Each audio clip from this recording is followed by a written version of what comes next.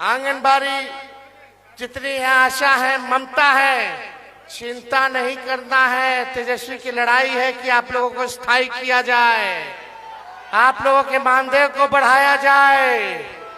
जितनी जीविका सीएम दीदी हैं उनको भी पक्का किया जाएगा और 30,000 रुपया जो है उनको भी दिलाने का काम करेगा। आशा ममता को चिंता नहीं करना है, सब लोगों का तेजस्वी ख्याल रखेगा। आपका भाई है, आपका बेटा है, जो कहा वो किया, जो कह रहा है वो करेंगे। तो जैसा कि आपने इस वीडियो क्लिप में देखा, उन्होंने सीधे तौर पर कहा कि हम आशा वर्करों को अस्थायी करेंगे।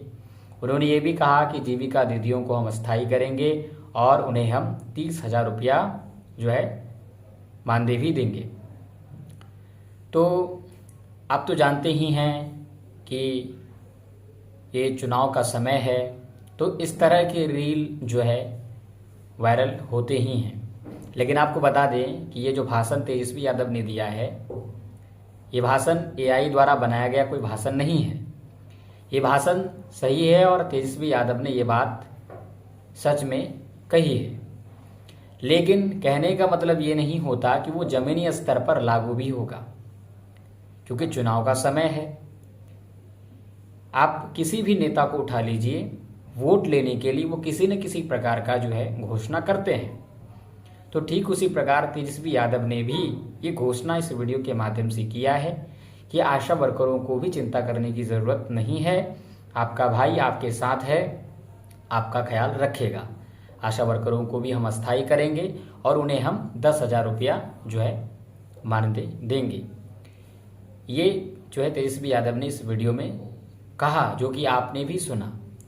लेकिन मेरे कहने का मतलब ये है कि तेजस्वी यादव ने यदि कहा है तो वो जमीनी स्तर पर लागू भी हो, ये कोई क्लियर नहीं है।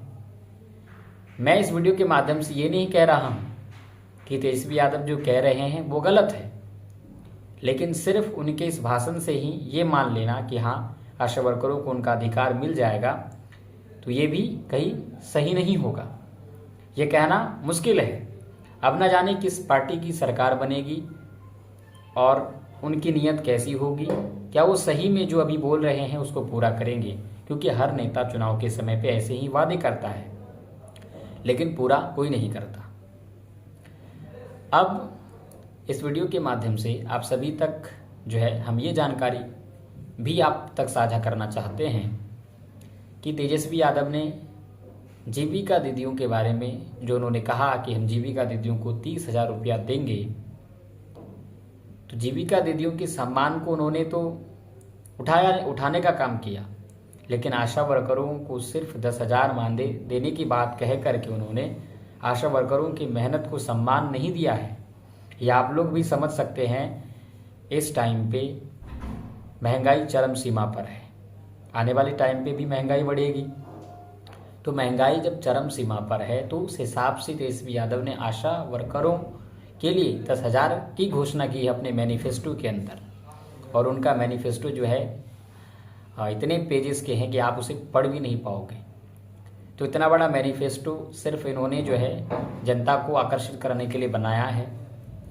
मैं ये नहीं कह रहा हूँ कि जो है ये जो है जितने भी इसमें मैनिफेस्टो में जो उन्होंने वादे किए वो पूरे हो जाएंगे, वो टोटल पूरे नहीं होंगे। हो सकता है कि कुछ पूरे हो जाए, लेकिन उन्होंने जो अपने मैनिफेस्टो में जो जो चीज़ें लिखी हुई है, कुछ ऐसी चीज़ें उन्होंने लिखी हुई है जो इम्पॉसिबल है।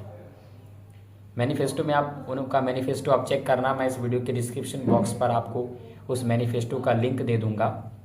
आप चेक करना कि उसमें ऐसे भी मुद्दे हैं जो कभी पूरे नहीं होने वाले हैं। तो जो है चुनाव के समय में सिर्फ ये लोग वादे करते हैं, अपना मैनिफेस्टो बना करके लोगों को लुभाने का काम करते हैं, जनता को लुभाने का काम करते हैं, चाहे वो नीतीश कुमार जी हो या फिर तेजस्वी यादव जी हो, हर कोई यही करता है।